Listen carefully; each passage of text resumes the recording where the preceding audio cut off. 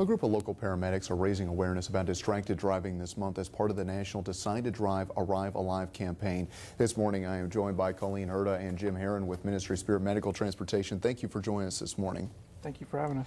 And now a lot of times we talk about drunk driving and and how bad it is, but distracted driving is very difficult as well. In fact, you guys have released some statistics. Texting drivers are 23 times more likely to get involved in a crash. Several other terrible issues. What are some of the things that that really constitute distracted driving?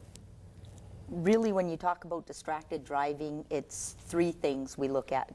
It's anything that takes your eyes off of the road, your hands off of the wheel, and your mind off of the task of driving. You know, and something that I thought was interesting. A lot of people talk about the whole talking on the cell phone. Well, maybe if you have a hands-free device, and that kind of solves it. But some figures that you guys released kind of figured that even that is somewhat of a distraction.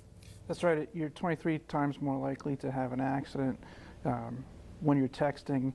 And using even hands-free, it still takes your mind off of driving.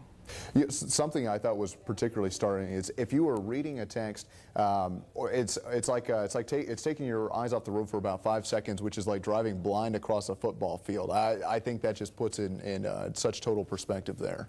Yeah, when you're going 55 miles an hour, which is pretty conservative when most of our travel is 65, 70 miles an hour, it's like driving across a football field blindfolded. I think one of the things too, we always look, we throw figures out and we figure out what the problem is, but then how do we address what the solution is? What are some of the things that we can do to stop distracted driving? You need to turn the cell phones off, stop playing with the radio. If you're in the car with somebody who is driving, help them not to be distracted by not talking to them, taking phone calls, things like that. That's a good point. I mean, some of the onus is not just on the driver, but on the passenger.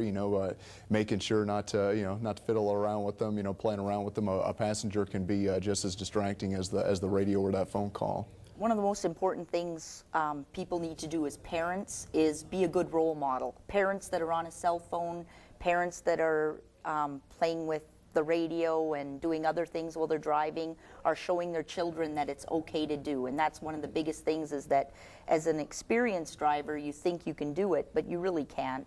The statistics are out there that show that the crashes are happening, and then when you add the inexperienced driver onto that, then the risk goes up even more. So be a good role model to your children. That's a good point. That's where it starts. It all starts with us. Thank you so much for joining us here today. Thank you very much. All right, we'll have more news coming your way after the break.